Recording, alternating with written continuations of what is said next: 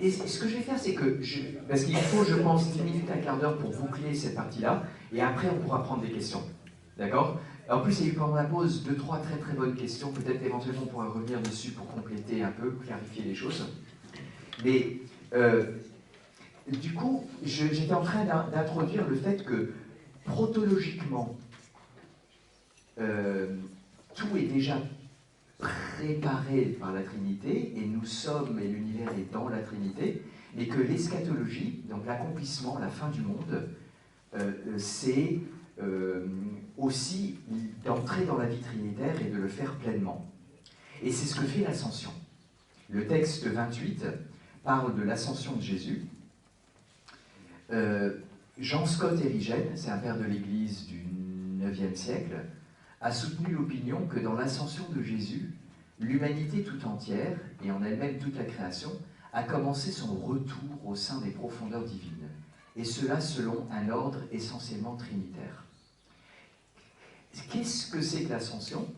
C'est Jésus, c'est l'humanité de Dieu qui entre là, et pour le dire de manière moins imagée, c'est l'humanité de Dieu qui entre dans la génération du Fils, qui entre dans la relation du Père et du Fils. Ça, c'est une manière plus précise et plus technique. Mais si on veut dire au niveau image, il entre dans la distance entre le Père et le Fils, dans l'espace.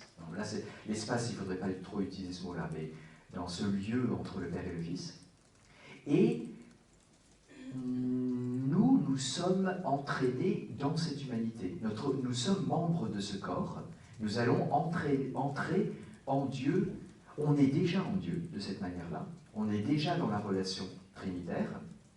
Je ne sais pas si vous vous rendez compte que chaque fois que vous dites le Notre Père, ou chaque fois que vous vous laissez guider par l'Esprit Saint, et j'espère que ça arrive de temps en temps, vous êtes dans la relation trinitaire. Vous êtes dans la Trinité. Mais ça va se vivre de manière parfaite à la fin des temps ou à la fin de notre vie. Et le progrès d'une vie spirituelle, c'est ça, c'est d'entrer de plus en plus là-dedans.